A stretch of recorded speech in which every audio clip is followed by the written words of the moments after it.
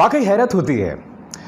इस वक्त ये सवाल कोई नहीं पूछ रहा है कि करीब 1000 वाहन उत्तर प्रदेश बॉर्डर पर पहुंचे नोएडा और गाजियाबाद और बगैर किसी काम के यू टर्न लेते हुए वापस जो हैं वो अब राजस्थान का रुख कर चुके हैं। कोई ये सवाल नहीं पूछ रहा कि अगर उत्तर प्रदेश सरकार ने यह हठधर्मिता ना दिखाई होती, अगर उत्तर प्रदेश सरकार ने यह अहंकार ना बताया होता, तो उन 1000 वाहनों में गरीब मजदूर जो इस वक्त सड़क पर चल रहा है वो बैठा हो सकता था। कोई ये सवाल नहीं पूछ रहा कि बाकायदा अवनीश अवस्थी नाम के इस ब्यूरोक्रेट के लेटर में इस बात की परमिशन दी गई थी कि कांग्रेस अपनी बसें नोएडा और गाजियाबाद की सीमा पर ला सकता है और उसे प्रशासन के सुपुर्द कर सकता है। यह परमिशन दी गई थी, बावजूद इसके वहां पर तैनात पुलिस ने उन बसों को घुसने नहीं दिया और बाकायदा फिर उन्हें यू टर्न लेते हुए वापस राजस्थान का रुख करना पड़ा। कोई यह सवाल नहीं पूछ रहा है, क्योंकि देखिए कांग्रेस तो जाहिर सी बात है एक पॉलिटिकल पार्टी है, अपनी राजनीतिक जमीन खोज रही है उत्तर प्रदेश में, वो इस तरह की सियासत करेगी। मुद्दा वो नहीं है, मुद्दा ये है कि आज की तारीख में हमें एक प्रमाण देना है, हमें एक मिसाल देनी है कि इस संकट के बावजूद हमारे राजनीतिक मतभेद जितने भी हों, हम सब एक साथ एक मंच पर बैठकर काम करेंगे। मगर सियासत का इतना बदसूरत चेहरा, योगी प्रशासन ने उन बसों को घुसने ही नहीं दिया, बावजूद उसके कि बाकायदा यह लेटर था जिसमें इन्हें घुसने की अनुमति थी।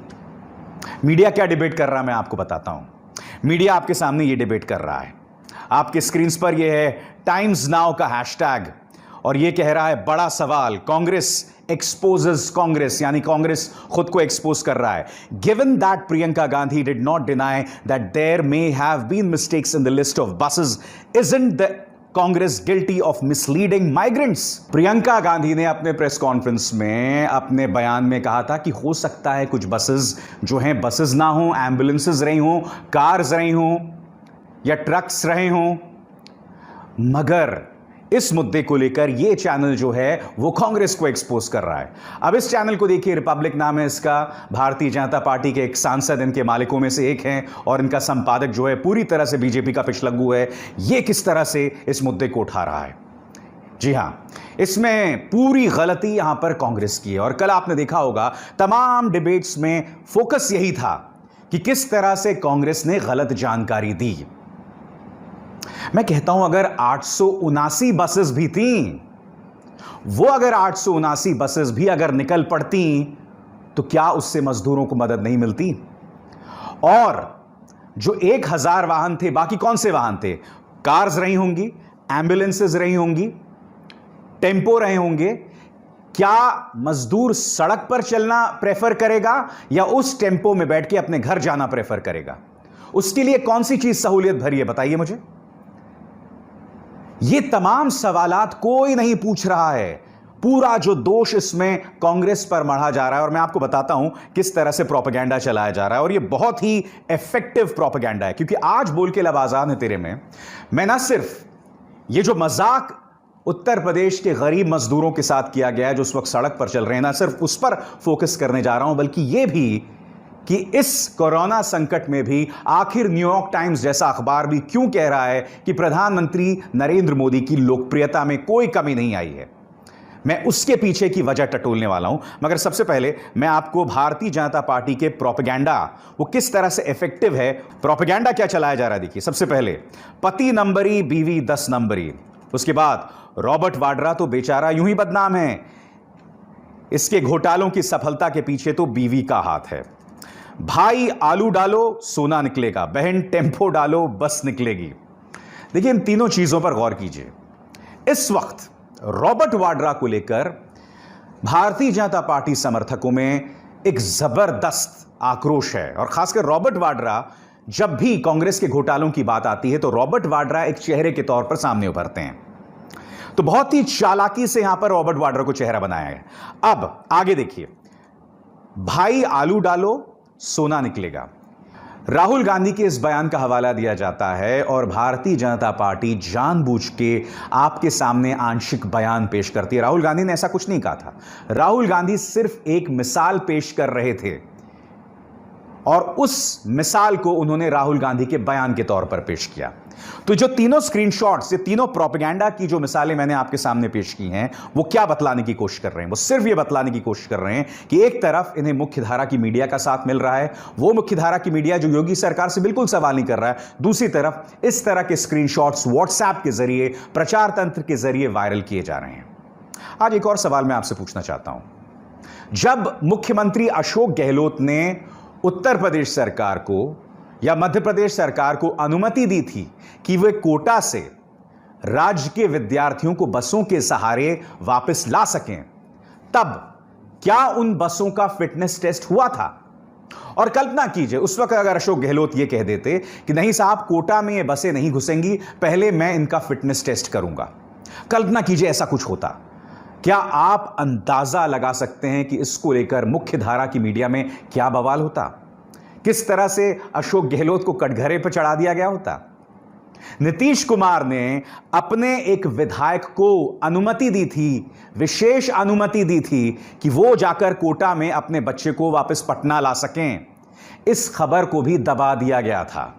मैं इसे गरीब के साथ एक क्रूर मजाक मानता हूं, और क्रूर मजाक मैं इसलिए भी मानता हूं क्योंकि आपके स्क्रीन्स पर 2013 में मोदी की जब पटना रैली हुई थी तो उसको लेकर भारतीय जनता पार्टी ने क्या इंतजामात किए थे। आपके सामने ये बताता है कि किस तरह से मोदी की पटना रैली के लिए 3000 बसेस का इंतजाम किया गया, 30 LEDs का इंतजाम किया गया, ढेरों दर्जनों से ज़्यादा ट्रेन्स का इंतजाम किया गया, विशेष ट्रेन्स का, ताकि वो पटना आ सकें लोगों को इन ट्रेन्स में बिठाकर। तो मोदी की रैली के लिए तो इस तरह का इंतजामात। मगर अगर कांग्रेस यहां पर एक इंतजाम करती है तो आप उसे किस तरह से टारगेट करते हैं?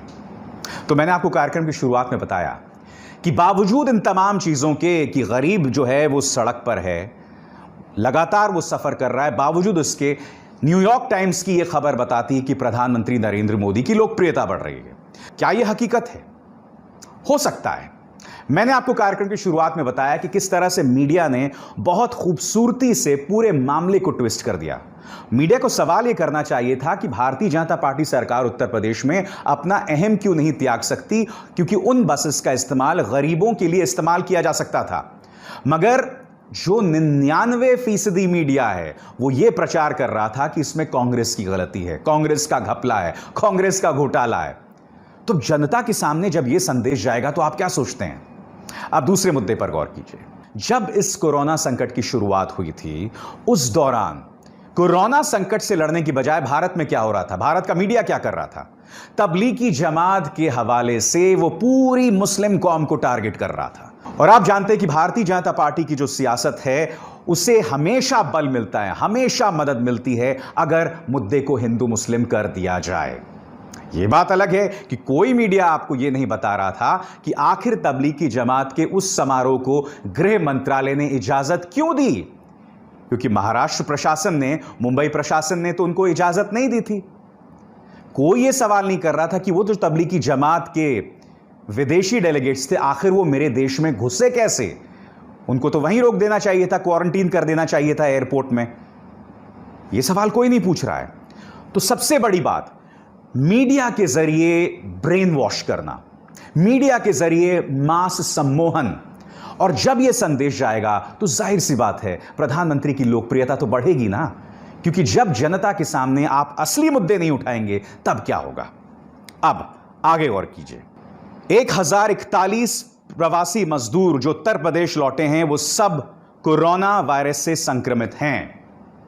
क्या कोई यह सवाल पूछ रहा है इस सरकार से कि आखिर जो मजदूर अपने घर जा रहे हैं, टेस्टिंग किट्स के जरिए उनकी टेस्टिंग करके उन्हें क्यों नहीं भेजा जा रहा है? अब तक हम एक टेस्टिंग किट का विकास ही नहीं कर पाए, डेवलप नहीं कर पाए हैं। क्या यह सवाल कोई पूछ रहा है? केंद्र सरकार इस तरह के टेस्टिंग किट्स राज्य सरकारों को क्यों वक्त पर मुहैया नहीं करा रही है, ताकि ये मजदूर जो हैं वो बीमार होकर अपने गांव ना पहुंचें? यह मुद्दा मैं लगातार अपने कार्यक्रमों में उठाता रहा हूं, मगर क्या इस मुद्दे को लेकर केंद्र सरकार से सवाल किया जा रहा है? नहीं किया जा रहा है। 6 साल पहले जब प्रधानमंत्री सत्ता में आए थे तो एक बहुत बड़ी ताकत उनकी क्या थी? उनकी बहुत बड़ी ताकत थी गुजरात मॉडल। पिछले 6 साल में कोई गुजरात मॉडल की चर्चा कर रहा है? नहीं कर रहा है। गुजरात मॉडल की क्या हालत है मैं आपको बताता हूं। आपके स्क्रीन पर यह अहमदाबाद मिरर की खबर है। वहां के जो मुख्यमंत्री हैं विजय रूपाणी नकली वेंटिलेटर्स का उद्घाटन कर देते हैं वहां के अस्पतालों का। और ये वेंटिलेटर्स भी नहीं हैं, ये सिर्फ एम्बू बैग्स हैं और ये वेंटिलेटर्स किसी के फायदे के नहीं हैं। बाद में जो वहां का मुख्यमंत्री कार्यालय है वो ये अहमदाबाद मिरर के मुताबिक ये झूठी खबर या ये झूठा बयान भी देता है कि मुख्यमंत्री ने कभी भी वेंटिलेटर शब्द का इस्तेमाल ही नहीं किया। अब अहमदाबाद मिरर द्वारा उपलब्ध कराया गई ये तस्वीर देखिए, ये जानकारी देखिए जिसमें साफ तौर पर मुख्यमंत्री विजय रूपाणी ने वेंटिलेटर शब्द का इस्तेमाल किया था। यह हालत है गुजरात की। तो यहां पर गुजरात मॉडल पूरी तरह से धराशायी है। इस वक्त देश के टॉप 3 राज्यों में है गुजरात। अगर हम बात करें कोरोना संकट को लेकर, सबसे कम टेस्टिंग भी इसी राज्य में हो रही है, मगर कोई उसकी बात नहीं कर रहा है। वो गुजरात मॉडल जिस पर सवार होकर प्रधानमंत्री जो हैं वो सत्ता में आए थे, उसकी अब कोई बात नहीं कर रहा है। अब इस बात पर गौर कीजिए, प्रधानमंत्री जब ताली बजाने के लिए कहते हैं, थाली बजाने के लिए कहते हैं, तो मीडिया उस पर कोई सवाल नहीं करता। मगर अगर आप अमेरिका की तरफ जाएं तो अब मैं आपको कुछ क्लिप्स दिखाने वाला हूं कि वहां के पत्रकार ट्रंप से किस तरह से सवाल कर रहे हैं। गौर कीजिएगा ध्यान से। President, as President of the United States, your words carry enormous weight in this country and around the world. And while you acknowledge you're not a physician, you do promote these medicines extensively here. How do you not go so far as to be giving medical advice? But we don't have time to go and say, gee, let's take a couple of years and test it out. And let's go and test with the test tubes and the laboratories. We don't have time. I'd love to do that. But we have people dying today. As we speak, there are people dying. The doctors who are treating coronavirus patients, they have the medical expertise to determine whether or not they should prescribe hydroxychloroquine. And many of them And do. there are already clinical trials in place looking at hydroxychloroquine. Sure. So They should be finished in about a year. Why not just let the science speak for itself? Why are you promoting this drug? I'm not. I'm just You saying come very out- simply, I'm not at all. I'm not. Look, you know what I'm trying to do. The argument is that you bought yourself some time and you didn't use it to prepare hospitals, you didn't use it to ramp up testing. Right You're now, so- nearly 20 million you're so people disgraceful. are unemployed. It's so Tens of disgraceful the way you say that. thousands Let of me just- Americans are listen, dead. I How just is this went still over real? it. Or is this rant supposed to make people I feel just went confident over in it. an unprecedented crisis? Nobody thought we should do it. And when I did it, But what did you do with the time that you bought?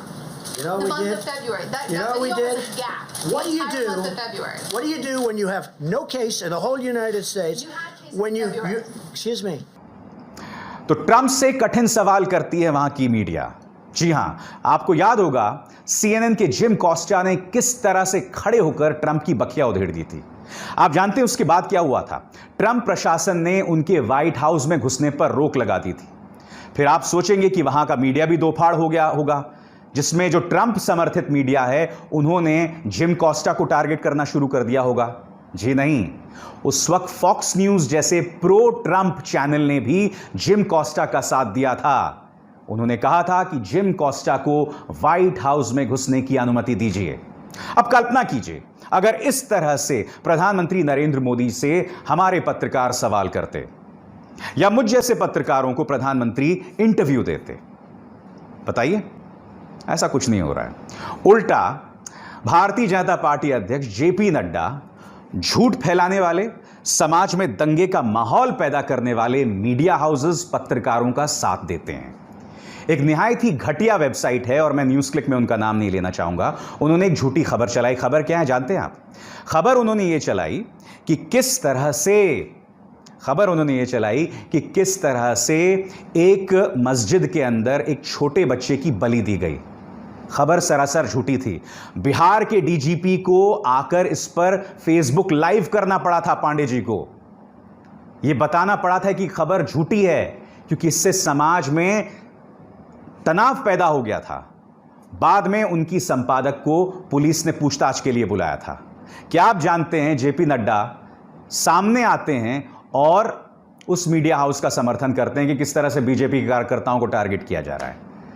जब अर्नब गोस्वामी को अदालत ने हाल ही में एक फैसला सुनाया था कि मुद्दे को सीबीआई को ट्रांसफर नहीं किया जाएगा, एफआईआर को खत्म नहीं किया जाएगा, तो जेपी नड्डा ने कहा कि यह जो अदालती फैसला है वो कांग्रेस के लिए सीख है कि वो पत्रकारों को टारगेट करना बंद करे। और ये पत्रकार कर क्या रहा था?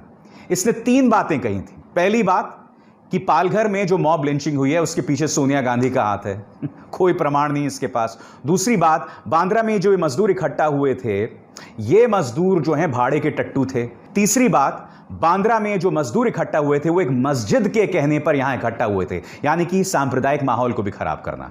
जेपी नड्डा ऐसे पत्रकारों के पक्ष में सामने उभर कर आ रहे हैं और मीडिया की आजादी की दुहाई दे रहे हैं। तो आप सोचिए, जब ये तमाम चीजें जुड़ जाती हैं तो प्रधानमंत्री की लोकप्रियता को क्या असर पड़ने वाला है? कोई असर नहीं पड़ने वाला है। और जो भारतीय जनता पार्टी मीडिया की आजादी की बात करती है, तो मैं आपके सामने कुछ नाम पेश करना चाहूंगा।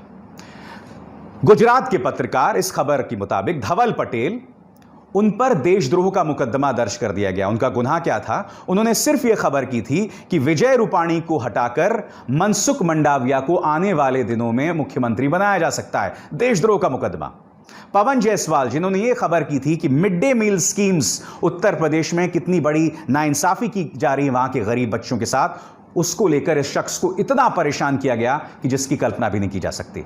उत्तर प्रदेश के एक और पत्रकार के पीछे यूपी एसटीएफ लगा दी गई। उसका सिर्फ यह गुनाह था कि पीपीई, पर्सनल प्रोटेक्टिव इक्विपमेंट में जो धांधलियां हो रही थी उस पर उसने खबर कर दी थी।